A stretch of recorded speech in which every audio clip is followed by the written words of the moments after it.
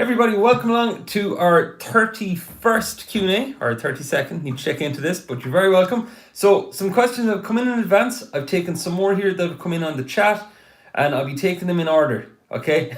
So, sorry, just saw a good comment there. All right, so as you're watching this, if you have any questions right now on the stream, feel free to type them in. I'll get to them within the next hour. And then if you're watching the replay, which will be up on YouTube, and you have a question, hop into it. We have a free guitar group as well as the paid group. If you want to hop into the free one, get some free stuff, get a feel for what my teaching is like, you're more than welcome. You'll find the link underneath here. Alrighty, so let's get it going. Okay, so the first question came in was from Stuart, and Stuart's question was around playing Sky Full of Stars by Coldplay, the one that goes...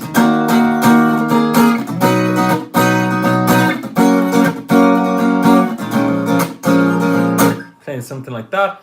And specifically the question was around bar chords, and because of that I asked specifically which bar chord, and Stuart responded E flat minor, that bar chord. And it was around, do I play the bar chord on the A string or up here on the E string? Now I can tell you for a fact I never played up here, and the only types of songs I would play bar chords up high on, in other words playing the E chord up high, is if the song did it. A classic example is Bet You Look Good on the Dance Floor by the Arctic Monkeys.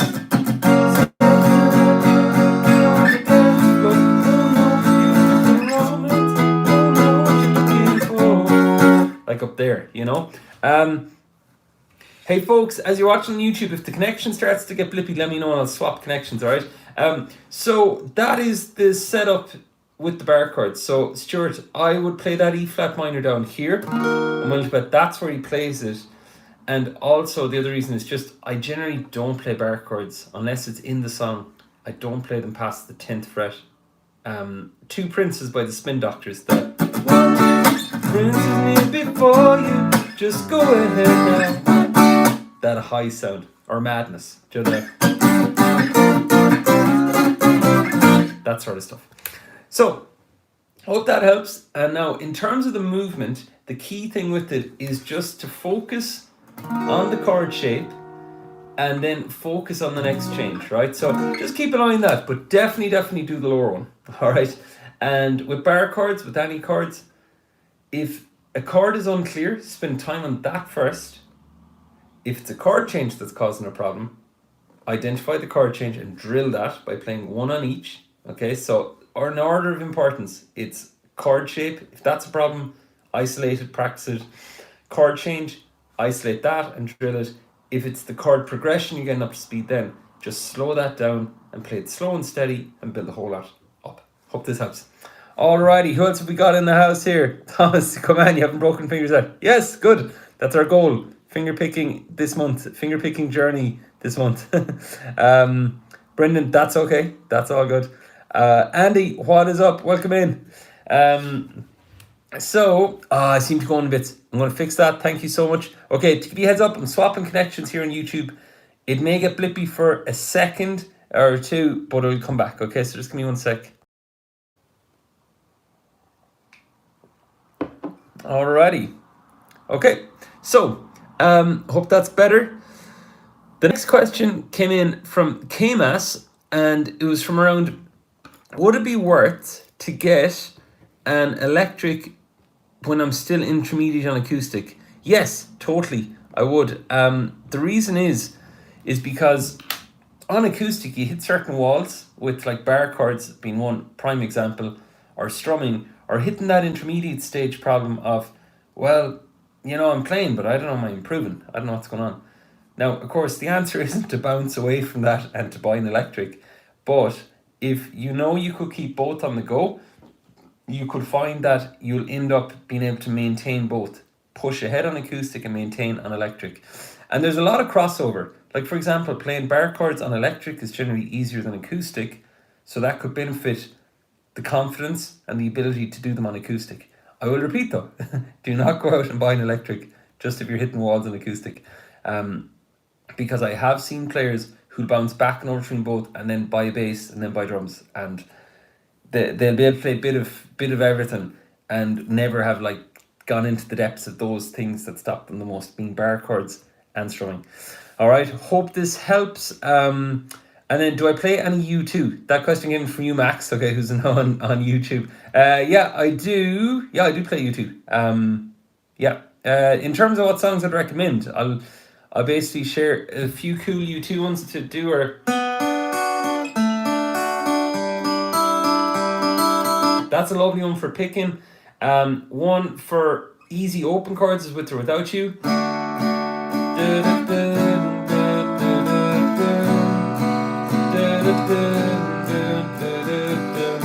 If I want to have a bit of fun, like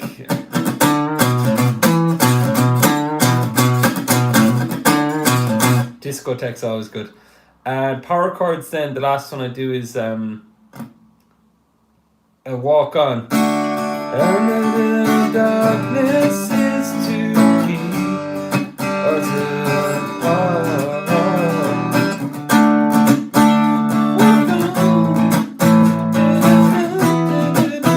so that's a nice mix of ones you could do. So you're asking if I play any U2, I just decided to share that those are some cool ones to do.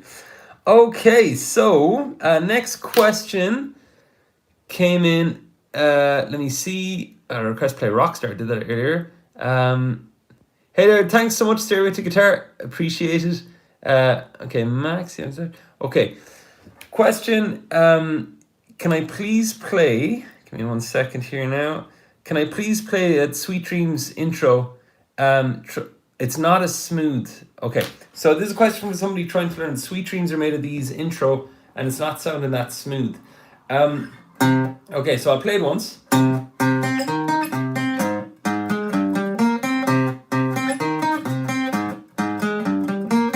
Okay, so to get that sounding smooth, it comes down to 3 things. The first thing is, how familiar are you with this shape, the octave shape, and moving it around? The second thing it comes down to is, how quick are you and nimble are you moving between those positions? So like if I'm here, how quick are you moving? That's the next step. Now here's a tip for that one. It's that when I'm on it, I'm really only thinking about my index. I'm playing this. Now my eyes, as I finish that bit there, it moves down to this next fret position, which is kind of like driving. You know, when you drive, you're focused on where you are, but if you have a turn coming up, your eyes kind of glance to it, and you do need to think about it in advance. You don't just turn the car at the last second, unless it's like a detective movie in the 80s. But like, so I'm here, and I look at the 6th fret because that's where I'm going next, and I go, and I look back down. Your chord changes are the same. So if you play open chords and you're looking at this going, that doesn't relate to me, it's the same type of thinking around open chords. Always think about what's coming next and visualize it. So that's one thing. And my fingers are super light. Like I'm not digging in. And the second thing I'm doing is, I'm holding the pick with the thumb and the index, and I'm going like this. No serious movements. Do you see the way I'm not doing this? Watch this hand. This is how I wouldn't do it.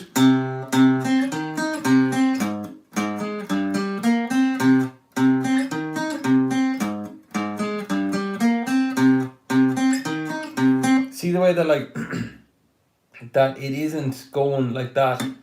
It's not swinging too wide. So it's just nice and kept tight. Okay?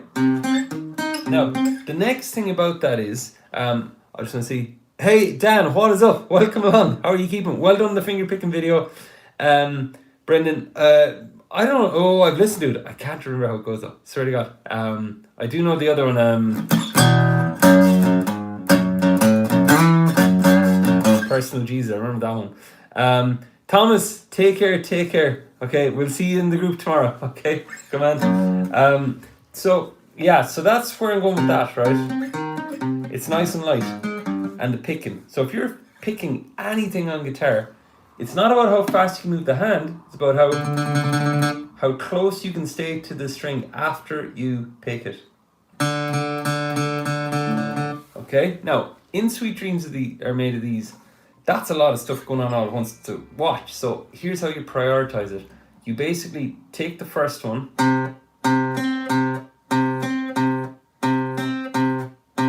you practice the movements, you get the pick and tight, then you go like this,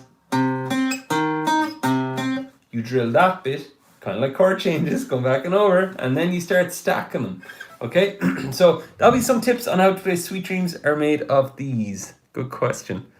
Okay, so next question came in from Jody. It's about what's the best strumming pattern to use for my own songs. The down, down, up one is quite classic. It all depends on what you want to do with the song, really, you know. Like, best strumming pattern, like, in songs, it'll come down to the lyrics and the melody and the chords and everything, as well as the strum pattern, you know.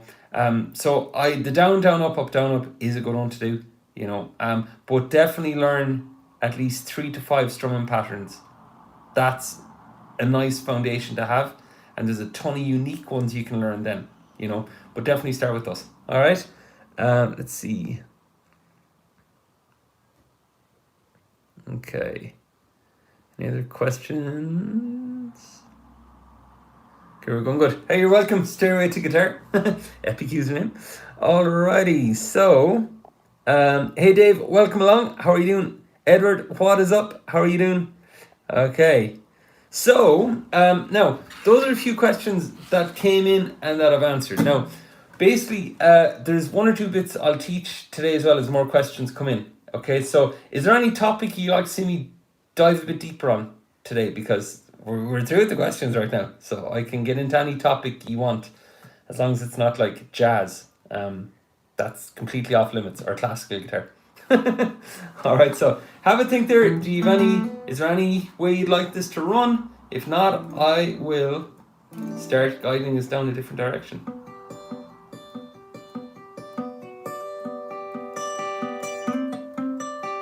Pentatonics, perfect. Okay. 1 sec. Okay. And by the way, if you're watching this going, man, I don't want to spend the whole hour doing pentatonics, basically keep the questions coming. I'm happy to answer. Okay, so Dan, I'll answer yours first because it's a quick one to do here. What's my favorite jazz chord? My favorite jazz chord is this one. This one. Okay, it is. And you're probably like, I was only joking. But yes, I'm going to say it. Okay, it's an E7 with the flat 9. Okay. Do you know what's a really nice song? Cream Bailey Ray, Just Like a Star. It goes, just like a star.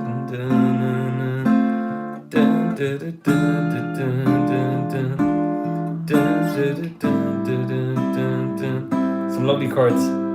And that's an A minor, I think, with a flattened 7, I think. So, that's the jazz out of the way. Okay, so, Dave, question, okay? No more about pentatonics. Okay, so, pentatonics on guitar run as follows. Pentatonics come from the Greek word penta, for 5, like pentagon, and there are 5 different types of scale shapes. Now, they're played primarily on electric first, but you can do them on acoustic also, which I'm going to do here. Pentatonics, that'll be the minor shape 1. Now, if you listen to that going, that sounds kind of weird. You might recognize this sound better.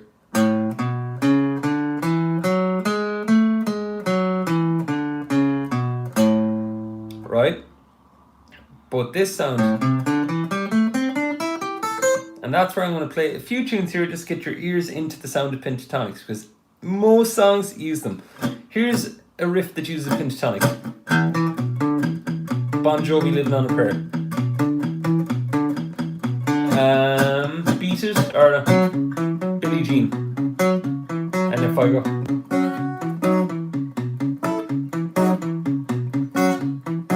You see, they're kind of boxy sort of riffs. same thing. There's so many riffs. No, that isn't one. But yeah, so that's the use case for pentatonics. You can play them for riffs, but you can also play them for solos. And solos are made up of, we have pentatonic shape 1, pentatonic shape 2, 3, 4, and 5.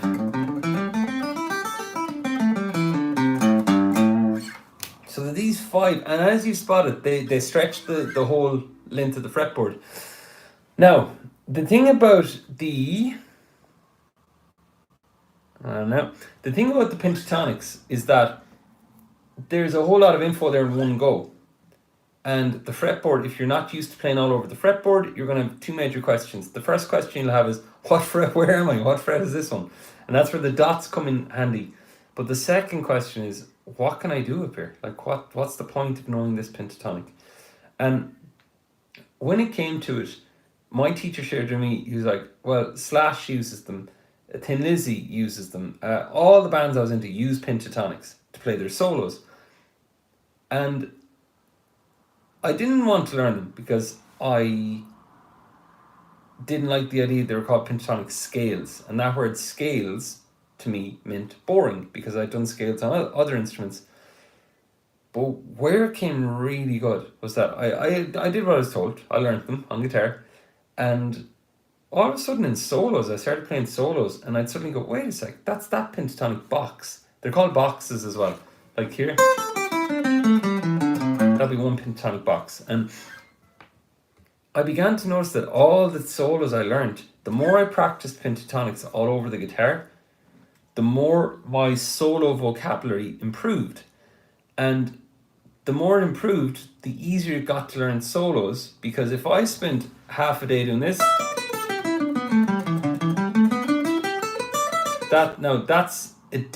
that's pentatonic shape 5. And next thing I learned Chinatown by Thin Lizzy. And I went, I was like, man, all my practice, it's kind of paid off, you know? So that would be a key reason to consider learning them.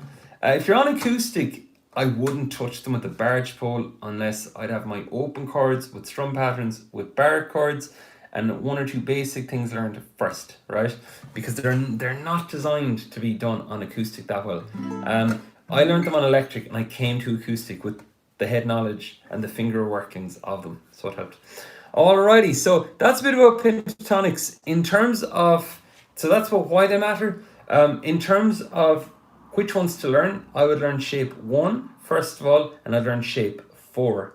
The reason is they are a lot easier to play solos with, and a lot of cooler licks, like a lick being if I go like this.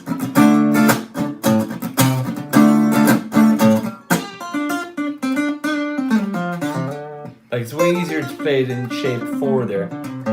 Okay, and all you gotta do to learn these, I don't actually have videos up on these, but there's a ton of info up online. Google A minor pentatonic shape 1, and you're going to see a diagram for it. Alright, so Dave, that's a bit on pentatonics. If you got any specific other questions, just ask away. Edward Horton, what's your favourite Latin classical lick? All of them, so I won't play any of them. There you go. Okay, do I know any Neil Young songs? Yeah, 100%. We're actually learning one inside our membership this month, Heart to Gold. Heart to Gold is a really cool one. Like for this intro.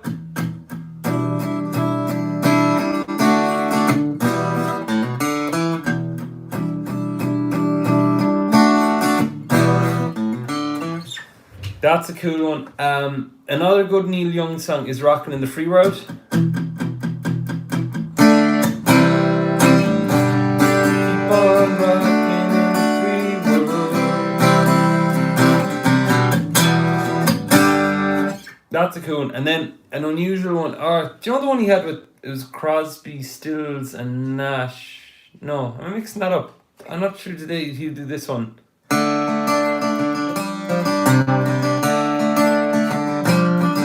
Okay, mixing that up. That's Ohio. That's a cool one too, though. So yeah, so those are some new young ones. Let's get my notepad here. Alrighty.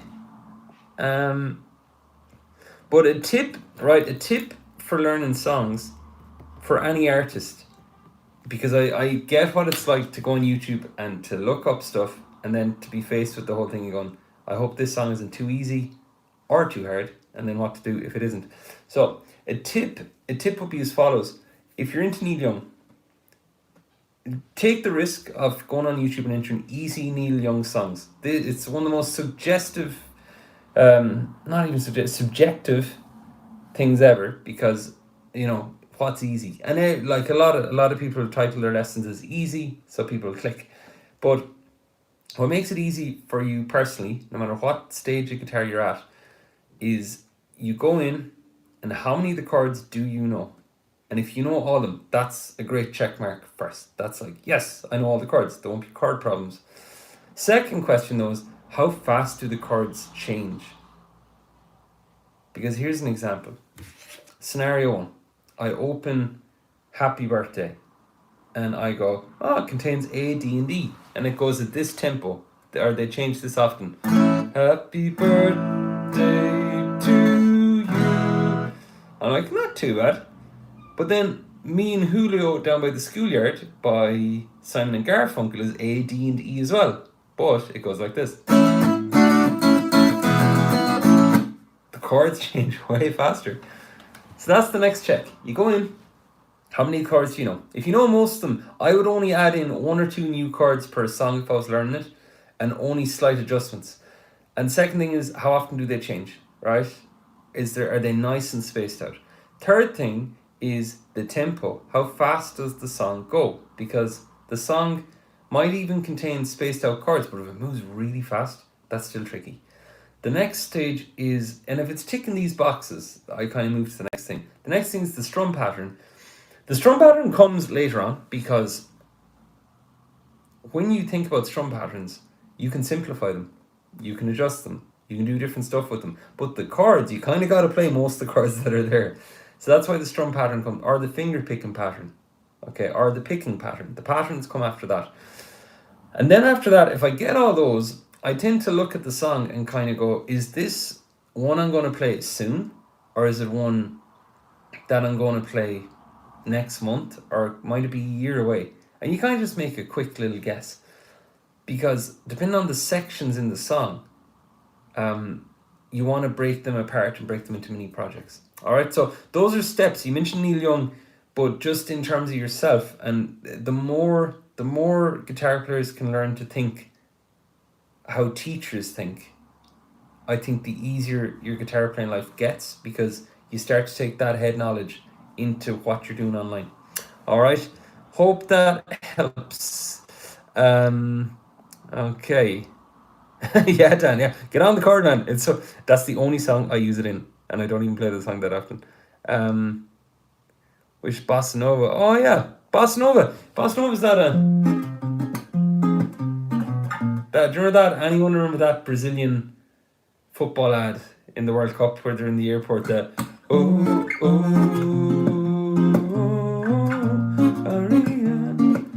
a great Mascunada. It's a great Bossa Nova type tune. Great, Dave. Thanks, Andy. Thanks. Getting into it. Brilliant. You can do a bit. That's class. Dave, you're in Dunshannon. Drop me an email and we'll talk, okay? Dave@theschoolofguitar.com, okay? Drop me an email and we can talk for sure, all right? I'm based in Galway. I don't want to give, while I'm on the intro, I don't want to give like GPS coordinates, but Galway. But I do Zoom as well, by the way, with like full-on broadcast software and boards and everything. So it's just this for this one. Okay. All right. So question from Brendan, and I'm going to do this here. Okay.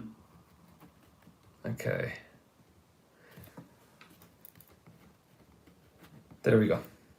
Okay. So question. Do you need to know the key of a song at all? Okay. Yeah. Okay, I get you. Okay, brilliant. Well, That's a sign, yes. So here's a good rule of thumb. On guitar, if people start asking you stuff back and you don't know the answer, and more than one person, 2 or 3 start asking you, it's time then to learn that thing. And the weird thing is sometimes the people asking you won't know the thing. It's a common norm, I'm like, what key is it in? But if you said to the person, explain keys to me, they mightn't actually know the structure. They might and they mightn't. So yeah, it's a great idea to learn keys in a song. Brendan, did you go through, I think you were in my welcome series when you joined my email list. I think. Did you get like gifts 1 to 3? It's like chord progression power-ups is the name of it. Okay. Drop me, you're in the free community, so drop me a message. That video contains the inner workings of keys. So they're good to know, definitely, and you only need to know a handful because if you're playing with players who use capos and open chords, odds are they're going to be in the key of A, in the key of C, in the key of D, maybe in the key of E, rarely in the key of F, definitely in the key of G. You just need to learn those keys, okay? And a key, long story short, is a group of chords that sound good together. So if I say we're in the key of G, I've said one sentence, but the implied meaning underneath that is this song may contain G, C, D, A minor, E minor, B minor, right? And another half diminished chord that isn't in any song really. So so that's the beauty of it. That's how quick it rolls in the key of this. I've done gigs at the last minute where somebody just said to me, G, and I said D. And if people start saying keys like F sharp, B flat, anything outside of the norm I just mentioned, then it's time to learn bar chords and power chords because that's how you learn them. You'd be moving those around. Definitely worth learning keys. Odds are you just need to learn G, C, the ones I mentioned. Just learn those, okay? And here's the thing. It can be simple as throwing a quick Google on it as well. What chords are in the key of G? How you'd memorize those chords would be looking at the associations that you already have that you're familiar with. So you go, G, whenever I play G, kind of C usually comes in as an E minor, D. We have that general awareness. So just be playing them that way, and memorizing. All right. You are welcome, Manu. Okay. Just to get that. Okay, perfect. Hold on a second now. Cobra Leg. Was that a song I played just there? Just so I remember. So I'll do this here. Okay. How to get the rock sound, how to deaden the strings after strumming. Okay, so how to get the rock sound if I was doing, might do a bit of Foo Fighters here.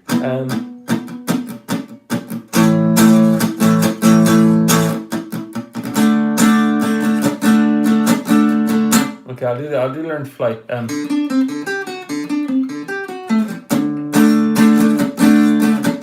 There's 2 things happening here to deaden my sound. The first thing is basically to get the power chord on, okay? And then the first step with this, before you do any rock strumming, is to do it down. And the way I strum when I do rock is I hold the pick super tight. And you can test this at home. If you have a pick and you're holding it too light, or holding it light enough, that's good. It's good you can remove it because it'll flow down the strings.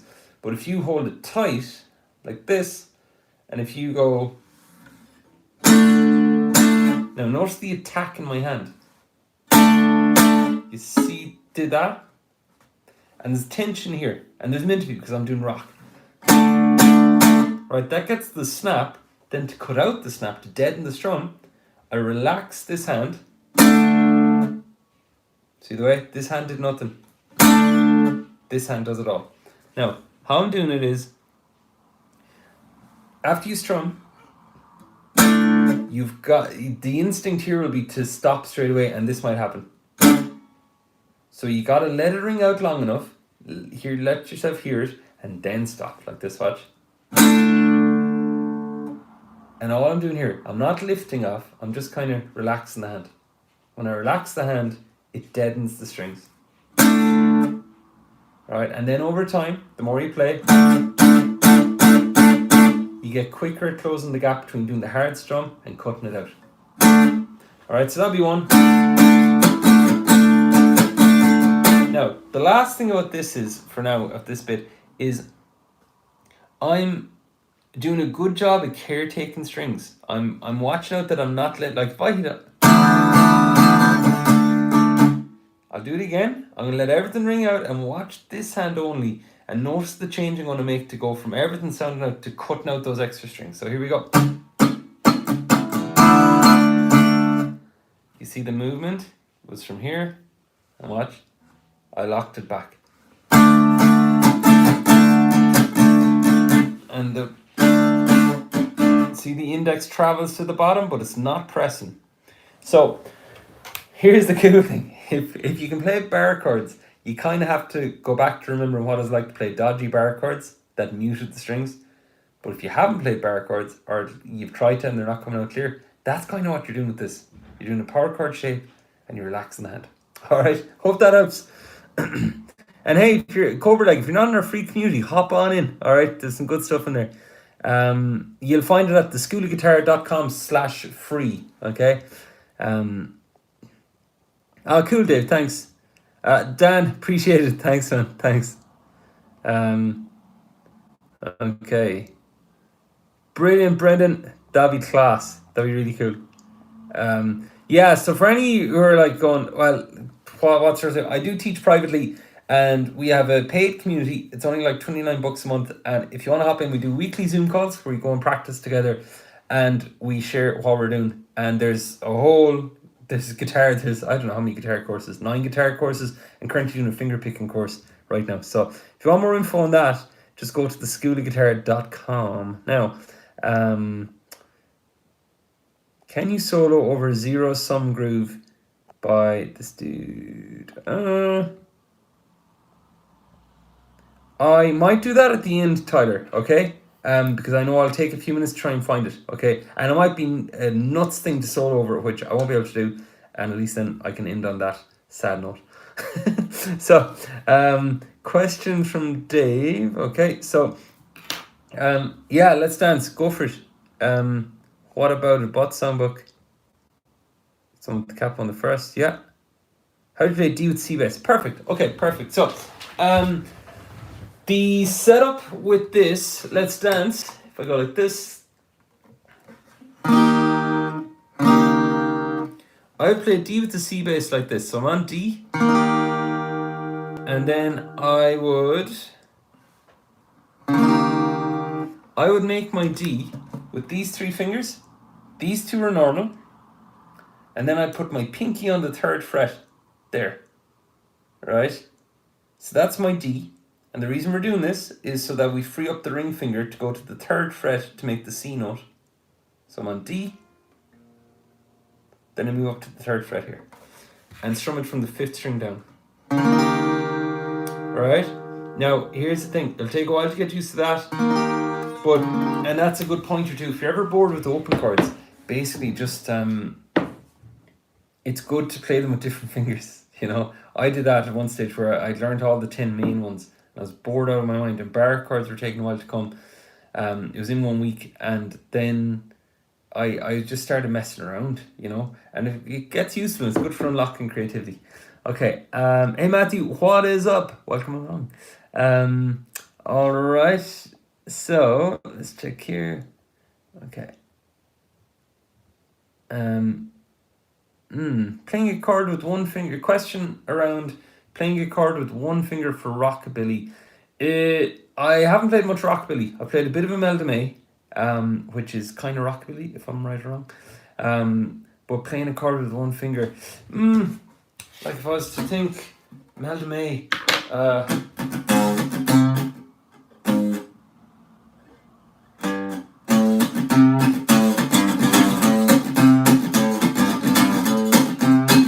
that one's Johnny's Got a Boom Boom, like Johnny's Got a Boom Boom, Johnny's Got a Boom Boom.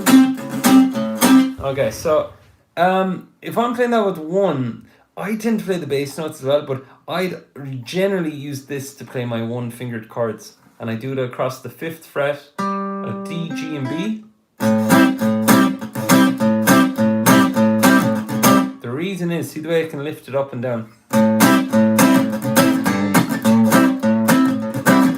And the reason as well is because I can do bass notes because I've freed up fingers to be lower. But if I do them up here, I can do high stuff, but I don't like the sound of that. But that's a personal choice. All right, so hope that helps. Hadn't heard Rockabilly on the go for a while. That's cool. I'm going to check here's any questions on the other channel. Okay, we're going good. Oh yeah, nice one. Okay. Okay, tell me an intro question around what's an intro that I enjoy playing.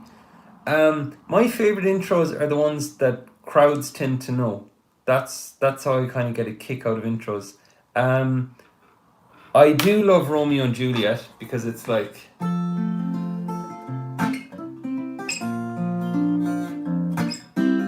I do like that. I do love Get the Funk Out. That's so good.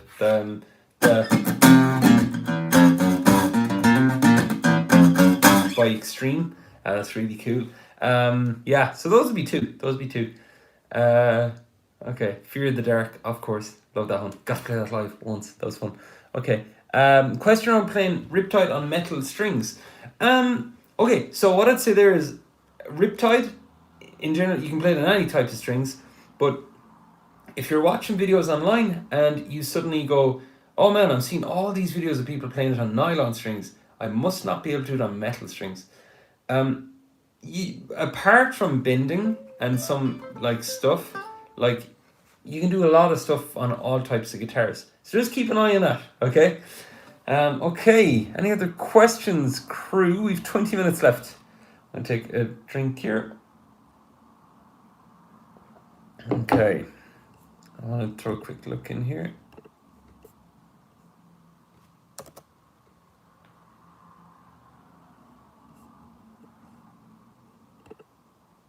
Okay, you're welcome, Dave. No problem. Okay. Righty-o.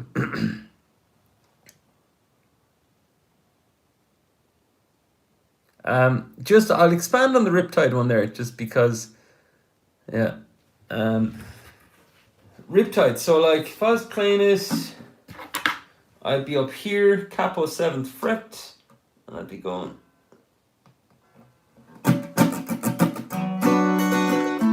Oh yeah, another tip, right? If you're doing, I'll do this here, 43, Riptide. Okay, so, looking to play Riptide, a tip is, yeah, it's on like soft type strings. If I go,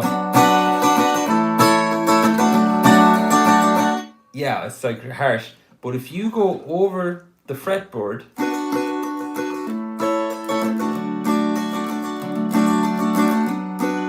do you see the way that like it sounds a lot more mellow? Hold the pick nice and light, even use your thumb.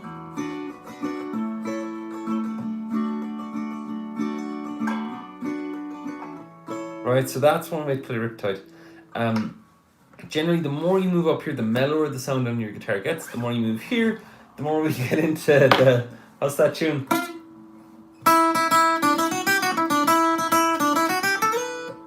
Shipping out banjo stuff.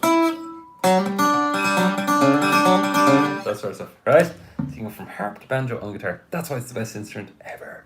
All right, so the next question came in. Let's see. From Luke. Okay.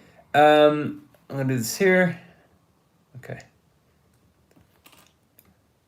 I'm trying to get better at switching between chords. Any tips? Okay, perfect. Here's some tips for switching between chords effectively. There's two types of ways to improve your chord changes. The first are local ways and the second are general. Local ways are ways that exist between specific chord changes. So I put up a video this week, a short online, of how to change from D to the C chord. And here's an example. So I'm on D and a lot of people change to C this way, like that. But if you go to D here, put this finger on first and hook those on, it's faster, right? So instead of this, it's that. Now, the tips I gave in that video were specifically for D to C. The same tips wouldn't work going from G to D. But there's some general tips that when you think about a chord change, put it in the back of your mind and go, I wonder could that work on a different chord again? And here's the reality, it does, because when you change from D to C, C will always be faster if you put the ring finger on first and hook those two on, rather than put the index on. Watch what happens. Put the index on, those two are here. Then they have to travel all the way up here. But this one, they can hook. So for chord changes, try and find specific tips and look up YouTube. I have some specific tips on specific chord changes, but I hope other teachers have ones made as well because it's a good idea. You need to know certain ones. And then with that, once you get the change, the thing is you park the song. Your number one thing, because here's the reality. I shared with a student one day, I was like, can you imagine? They were struggling with a chord change and they weren't working on it. It had been a week or two and the chord change still wasn't there, and they had all this other cool stuff learned apart from the chord change. And we did a visualization exercise, and I said, who are you a fan of? And they're like, oh, I love Ed Sheeran. I was like, perfect. Now, and I took them through the whole journey of leaving the house, buying the ticket, travelling all the way from all the way up to Dublin, waiting for the support act. I drew this out, right? And then I said, he comes on stage, and he picked one of the songs that had the chord, and like it was Bad Habits. And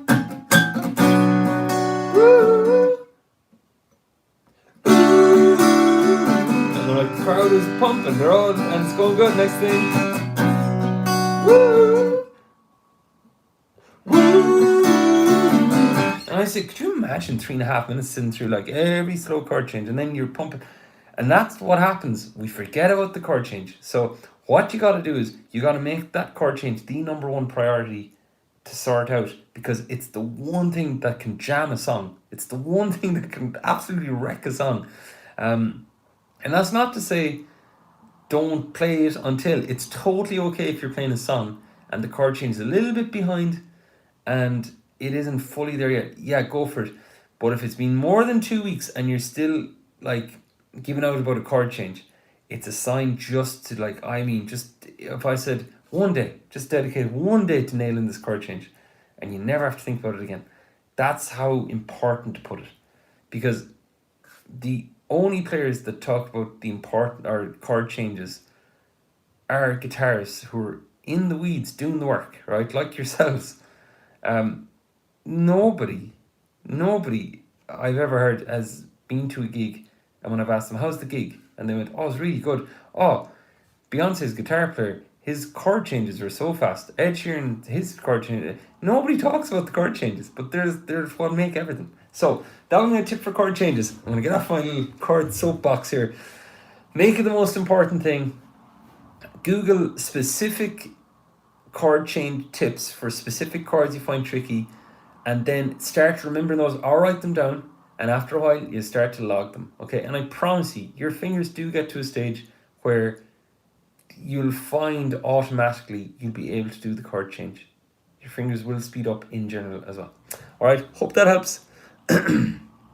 Okay, question, going good, got a few questions in here. Okay, what's the best method to learn the fretboard? Okay, there's a dude online, anybody who knows Steve Vai, fantastic guitar player.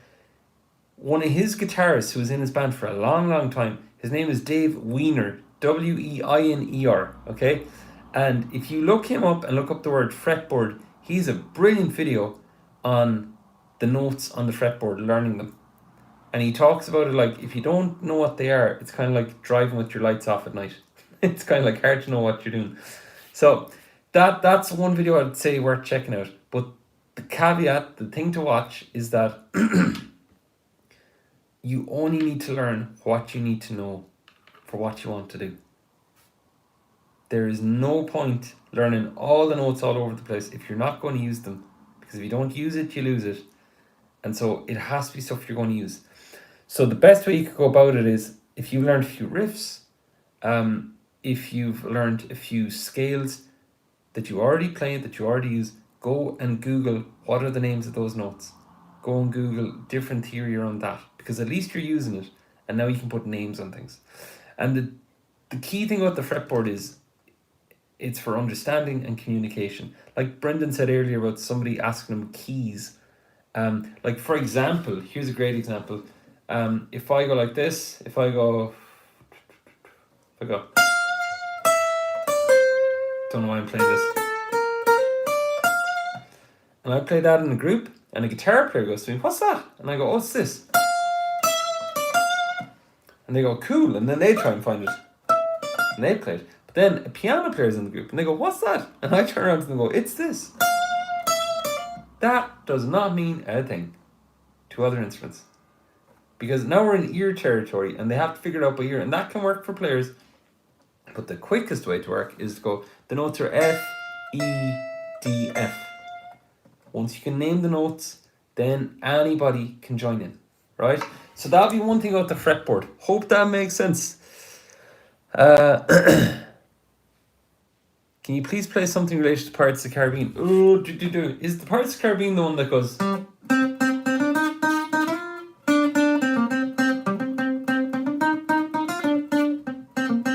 Hope so. I don't know. That's my cover of Pirates of the Caribbean. That's all I know, by the way. Okay. And the notes, by the way, C, C, C, D, E flat, purposing on the fretboard notes. Okay? And now, if anybody watched a replay and they played another instrument, they could look up those notes and try them. Alrighty. Question here. When I play... Hold on. What's... hey, you're welcome, Andy. Good, glad you enjoyed it. And nice job on sharing the video. I have to give credit to Andy here. Andy, if you're still watching, Andy's in our paid community, and Andy's been doing a load of work on songs, and he shared a video today in front of the group, and it was so class to hear you sing and play, Andy. So fair play, and it was great to see the comments. I've been in there today commenting, but it's been so great to see the comments coming in. So fair play. Hardly less than a month ago. You hadn't shared a video before, man. It's so cool. Okay, so all good. Let's see. Question from Stairway to Guitar. When I play live in front of a crowd, I make more mistakes. Anything you would do to reduce it? Any tips? Okay, perfect. I would first look at what type of mistakes I'm making. So for example, and I'll just log this so I can chapter it. Okay. First thing I do is it chord mistakes I make? Is it solo mistakes I make? Is it picking? What is it? If I can drill into that, like if I said I make mistakes when I drive, and I have a driving test coming up, and I have an instructor, the instructor will be like, well, okay, drive there, and I'll tell you what sort of mistakes. Okay, it's these, so that's the drill down. And the second thing I'd say is, there's a certain threshold of mistakes that are okay. I just want to normalize that and say it's okay. Like, I make mistakes, and I still do. The only time I try and aim for 100% success rate, no mistakes, and that doesn't even work all the is recording. Is like any of these YouTube guitar teachers you follow, guys, you probably see them make a mistake at some stage, or you see a cut in a video that was due to a mistake, or it's masterfully edited so you don't pick up on mistakes, right? Mistakes are normal, they're part of it. Now, but if you want to reduce them as much as possible, it's about the prep, and it's about trying to emulate that feeling of playing in front of a crowd. So for example, if I said to you, Stairway to Guitar, that do you make more mistakes when a phone is on you if you're recording yourself? If that's a yes, I would put a phone on me all week long as I play guitar, and I'd start to get used to it and start to go, what am I thinking? Am I thinking anything in the lead up to the mistake, or what to do afterwards, and how do I recover from it? So that's one thing. And then the other thing would be just to practice the absolute hell out of what you're playing. I just ridiculously so. Here's an example. Do you ever make a mistake playing an open E minor chord? Probably not, right? G chord, probably not. G, E minor, C, and D, probably not. What got those to that stage where you'd never make a mistake on them? It's the drilling of it, right? So whatever's up here, that the mistakes happen on, drill it. And if you're caught for time, here's the trick, right? If you're finding if it's a specific song, drill the song, okay, over and over. I mean, ridiculously over and over. And from there, then see does that help in your set. All right. Hope that helps. Okay. Interesting. Okay, another question about how do I play Riptide on steel strings. I already answered that one. If you want to catch the replay, it's going. This stream will be up on YouTube afterwards. Okay, so I answered that one. All right. Brendan, what's the forbidden song? Is it Stairway? Or Wonder What? It's one of them. All right, crew. We've nearly 5 minutes left. If you have any other questions, give a shout out. Okay. Still taking the questiones. Okay. Now, good mix of questions tonight, I must say. So, if you're ever wondering what am I doing off screen, I'm writing down the times questions are asked. So, if you want to recap on this, the replay will be up on YouTube. Okay.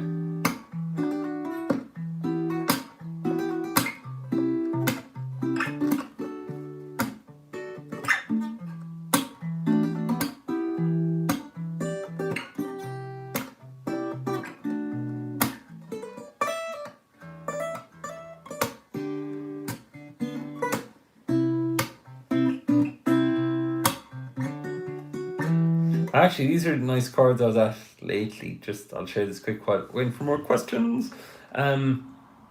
Scar Tissue by the Chili Peppers. You know, like these were the chords in it. You have an F here, 3rd fret on D. Then you have 5th fret on E.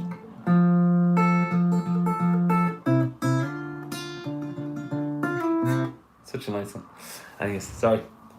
Found an old Chili's vinyl today. Brought back memories.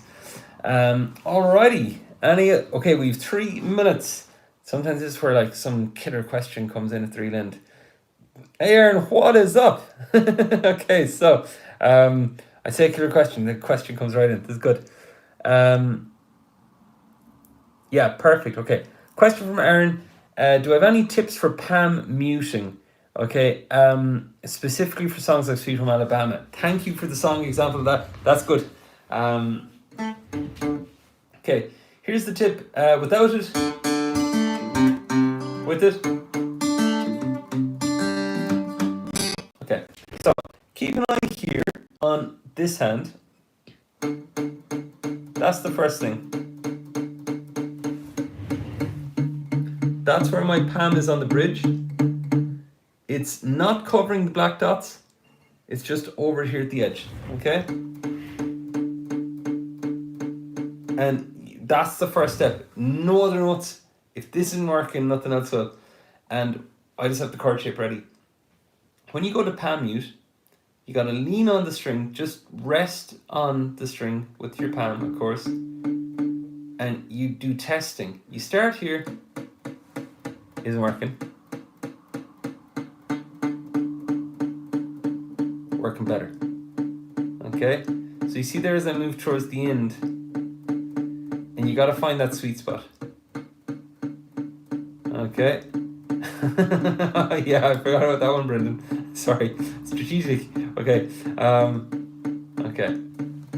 Yeah. So see that? That's the first thing. And then do the rhythm.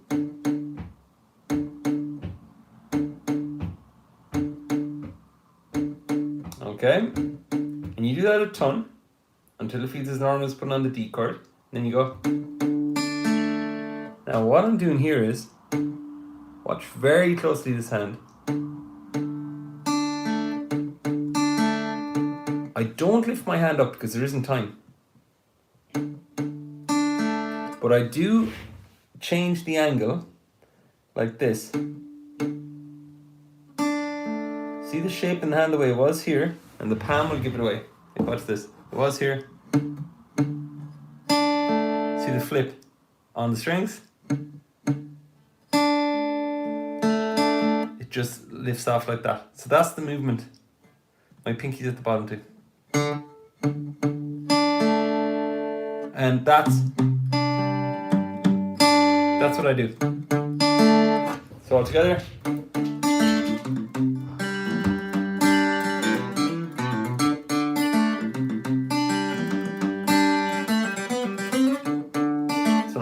All right, Aaron, hope that helps. But just baby steps. Palm mute, watch the hand movements, and yeah, that'll be the thing. And then get it on the first chord only that.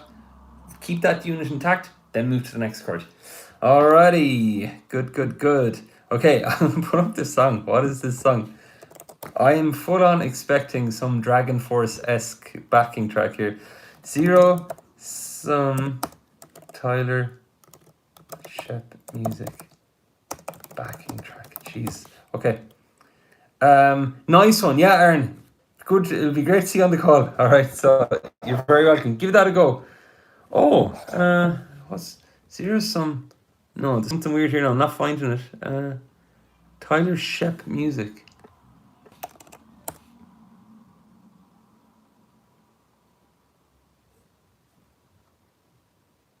Ah, thank you. Okay, Zero Sum backing track. It's a great year in the comments. Keep an eye on this though. I don't have a clue. Okay, it's the 9 Inch Nails, I'm guessing. Okay. So I'm going to zoom up here real quick.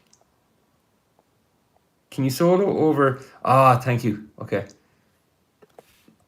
Zero Sum Groove. Can you solo over Zero Sum Groove? I'm already looking at this going, I don't feel good about this, but we'll see. Okay. I'm pulling it up here. I'm basing it on how the video looked and the guitar they were playing.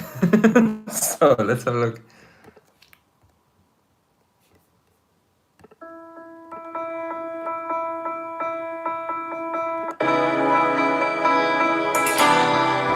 Oh, it's already bad. So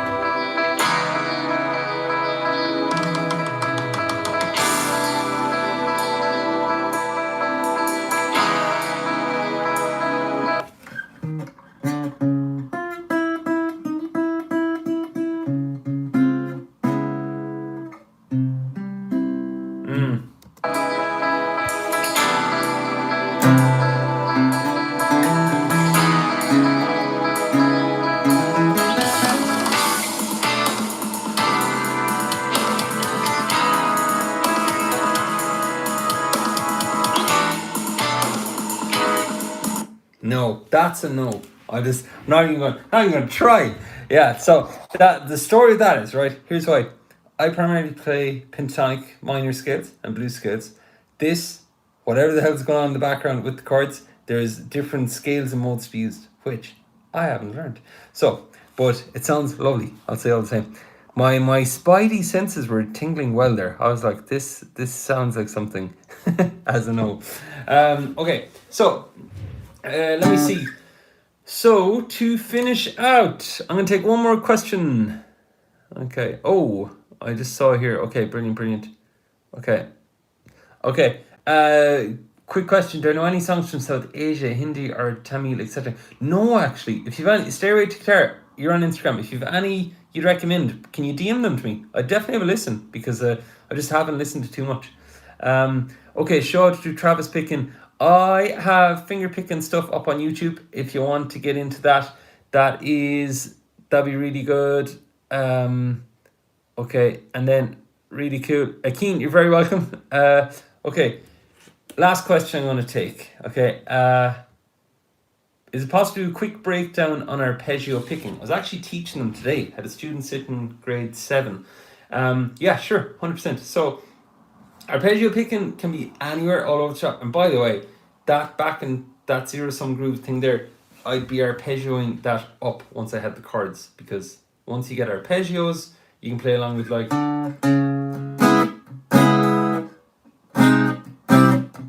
there. It works a lot better. So arpeggios, perfect. So for picking them, here's what I'd suggest. I'm actually going to start with this shape here. This is it's C minor arpeggio.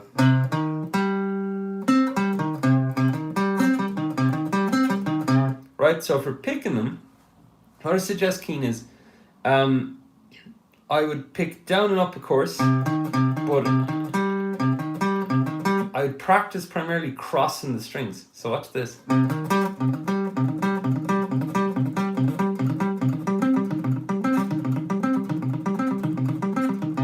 And you see there as I'm crossing through them, I am palm muting.